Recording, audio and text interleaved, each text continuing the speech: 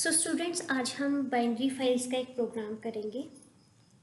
Binary files और text file में difference क्या है? बाइनरी फाइल जो डेटा स्टोर करती है वो कंप्यूटर रीडेबल फॉर्मेट में स्टोर करती हैं और टेक्स्ट फाइल जो डेटा स्टोर करती है वो ह्यूमन रीडेबल फॉर्मेट में स्टोर करती हैं। सो बाइनरी फाइल्स क्योंकि कंप्यूटर रीडेबल फॉर्मेट में डाटा स्टोर करती हैं तो उन्हें प्रोसेस करना फास्टर है। क्यों फास्ट है? क्योंकि उन्हें कन्वर्ट नहीं करना पड़ता, कन्वर्जन की ज़रूरत नहीं होती, क्योंकि बाइनरी फाइल्स में जो डाटा है वो ऑलरेडी कंप्यूटर रीडेबल फॉर्म में होता है।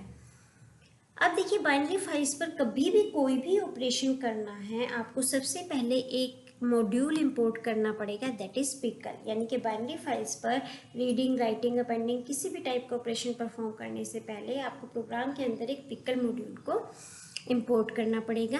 सो हमारी फर्स्ट लाइन हमेशा क्या रहेगी? Import pickle. नेक्स्ट हम फाइल का एक ऑब्जेक्ट बनाएंगे FOBG, जैसा कि हमने टेक्स्ट फाइल में भी किया था। इसी ऑब्जेक्ट की हेल्प से हम फाइल को ओपन करेंगे, रीड करेंगे, राइट करेंगे। तो हमने एक फाइल का ऑब्जेक्ट बनाया FOBJ, ओपन किया फाइल को। फाइल का नाम क्या है यहाँ पर? abc.dat। अब यहाँ पर दो डिफरेंसेस और देखिए आप बाइनरी फाइल और टेक्स्ट फाइल में। टेक्स्ट फाइल का एक्सटेंशन क्या था? टेक्स्ट फाइल का एक्सटेंशन था txt, लेकिन बाइनरी फाइल का एक्सटेंशन क्या है? बाइनरी फाइल का एक्सटेंशन है dat, यानी कि डाटा फाइल। तो बाइनरी फाइल का आपने यहाँ पर नाम दिया है abc और इसका एक्सटेंशन क्या है? .dat। अब आपने किस मोड में फाइल को ओपन करना है? रीड मोड में या राइट मोड में? हम यहाँ पर फाइल को राइट मोड में ओपन कर रहे हैं। अब देखिए, जब हम टेक्स्ट फाइल को ओपन कर रहे थे किसी भी पर्टिकुलर मोड में तो हम सिंपल लिख रहे थे W for writing, R for reading, क्योंकि टेक्स्ट फाइल का डिफ़ॉल्ट जो मोड होता है that is T for text, वो लिखने की ज़रूरत नहीं होती। बट जब हम बाइनरी फाइल्स में काम कर रहे हैं तो हमें B को लिखना पड़ता है। B is for binary, WB यानी कि write operation in binary files. तो टेक्स्ट फाइल का डिफ़ॉल्ट मोड है T, जो हमें लिखने की ज़रूरत नहीं होती, लेकिन बाइनरी फाइल्स में जब भी कोई ऑपरेशन परफॉर्म करना है हर मोड के साथ हमें B लगाना पड़ता है। B is for binary. तो हम ABC एक बाइनरी फाइल है, एक्सटेंशन क्या है? .dat यानी कि डाटा फाइल। ABC एक बाइनरी फाइल है जिसको हम किस मोड में ओपन कर रहे हैं? हम राइटिंग मोड में ओपन कर रहे हैं। अब देखिए, इस फाइल के अंदर हम बाइनरी फाइल के अंदर हम कुछ भी रिकॉर्ड रख सकते हैं। हम यहाँ पर एक डिक्शनरी बना रहे हैं। डिक्शनरी की जगह यहाँ पर टपल भी हो सकता है, लिस्ट भी हो सकती है, मतलब जो भी हमें किसी भी टाइप का डाटा जो हम उस फाइल में स्टोर करना चाहते हैं, हम यहाँ पर एक डिक्शनरी क्रिएट कर रहे हैं। अब देखिए, डिक्शनरी के लिए उस डिक्शनरी में हमें पर्टिकुलर कितने रिकॉर्ड रखने हैं, टोटल कितने रिकॉर्ड हम एंटर कराना चाहते हैं, हम वो टोटल रिकॉर्ड एंटर करा देंगे। सपोज हमें 2 रिकॉर्ड एंटर कराने हैं। अब डिक्शनरी भी क्या है? डिक्शनरी आप पढ़ चुके हो, अगर आपको गो थ्रू होना है एक बार और डिक्शनरीज को आप रिवाइज कर लीजिएगा। अब देखिए, डिक्शनरी के जो एलिमेंट होते हैं वो किस फॉर्म में होते हैं? की और वैल्यू। की जैसे कि रोल नंबर हो गया और इस की के कोरस्पॉन्डिंग क्या पर्टिकुलर वैल्यू होगी। अब इस डिक्शनरी में हम कितने की वैल्यू पेयर एंटर कराना चाहते हैं? हम 2 की वैल्यू पेयर एंटर कराना चाहते हैं। नाउ फॉर लूप कितने टाइम चलेगा? For I in range n। हमने यहाँ पर क्या एंटर किया है? 2। n की वैल्यू क्या हो गई? 2।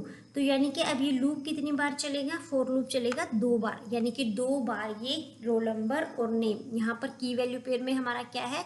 की is roll number and value is name. तो ये रोल नंबर और नेम इस डिक्शनरी की जो आइटम्स हैं इन्हें कितनी बार एंटर कराएगा? इन्हें 2 बार ये लूप चलेगा। 2 बार ये किसी पर्टिकुलर स्टूडेंट का कोरस्पॉन्डिंग रोल नंबर पूछेगा और उसका नाम पूछेगा। हमने रोल नंबर एंटर किया 1, एंटर नेम 1। अब लूप एक बार और चलेगा क्योंकि n की वैल्यू क्या थी? 2। रोल नंबर एंटर किया 2, नेम एंटर किया B।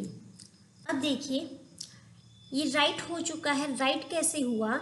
बाइनरी फाइल में राइटिंग के लिए हम क्या यूज़ करते हैं? डंप। बाइनरी फाइल में हम राइटिंग के लिए कौन सा फंक्शन यूज़ करते हैं? Dump function. कौन से मॉड्यूल के अंदर है ये? पिकल। सो पिकल डॉट डंप। अब इस लाइन को ध्यान से समझना, पिकल डॉट डंप क्या कर रहा है, जो भी पर्टिकुलर डिक्शनरी का ऑब्जेक्ट था उसे किस में राइट करा रहा है, जिस फाइल के अंदर हम उसे राइट कराना चाहते हैं। अब दो ऑब्जेक्ट हैं डंप फंक्शन के अंदर। अब ध्यान से देखना, डी जो ऑब्जेक्ट है, D object is object for dictionary, यानी कि डिक्शनरी के जो एलिमेंट हैं, की वैल्यू पेयर है, वो हम किसकी हेल्प से एंटर करा रहे हैं, इस डी ऑब्जेक्ट की हेल्प से। फर्स्ट लूप टाइम जब लूप चलेगा, डी की वैल्यू क्या होगी, रोल नंबर के लिए 1, नेम के लिए ए।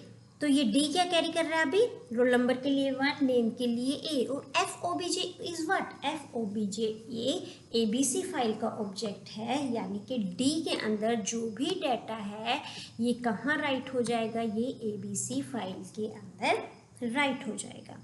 सो डी जो भी डाटा कंटेन कर रहा है, डी ऑब्जेक्ट, वो F O B G object जिस फाइल को पॉइंट कर रहा है, किस फाइल को कर रहा है, ए बी सी फाइल को, उसके अंदर ये राइट हो जाएगा। लूप जब हमारा टर्मिनेट हो जाएगा, हम इस ऑब्जेक्ट को क्लोज कर देंगे, यानी कि राइटिंग हमारी कंप्लीट हो चुकी है। सो आई होप आप लोगों को समझ आया होगा कि how to write something in binary files. किसकी हेल्प से राइट करेंगे, हम बाइनरी फाइल्स में राइट करेंगे with the help of function dump. अगर हमें टेक्स्ट फाइल्स में कुछ भी कराना है तो वही रीड और राइट फंक्शन रहेंगे, लेकिन जब बात कर रहे हैं बाइनरी फाइल की, तो राइटिंग के लिए फंक्शन क्या होगा, डंप। नेक्स्ट वीडियो में हम रीडिंग इन बाइनरी फाइल करेंगे। सो आप एक बार बाइनरी फाइल्स को समझने के लिए एक बार टेक्स्ट फाइल और बाइनरी फाइल्स का डिफरेंस अच्छे से समझें, जो कि लास्ट प्रीवियस वीडियोस में है। दूसरा, आपको फाइल्स, टेक्स्ट फाइल्स का एक प्रोग्राम कराया था, उस वीडियो को भी देखें कि कैसे फाइल्स में आप रीडिंग या राइटिंग करते हैं। ओके।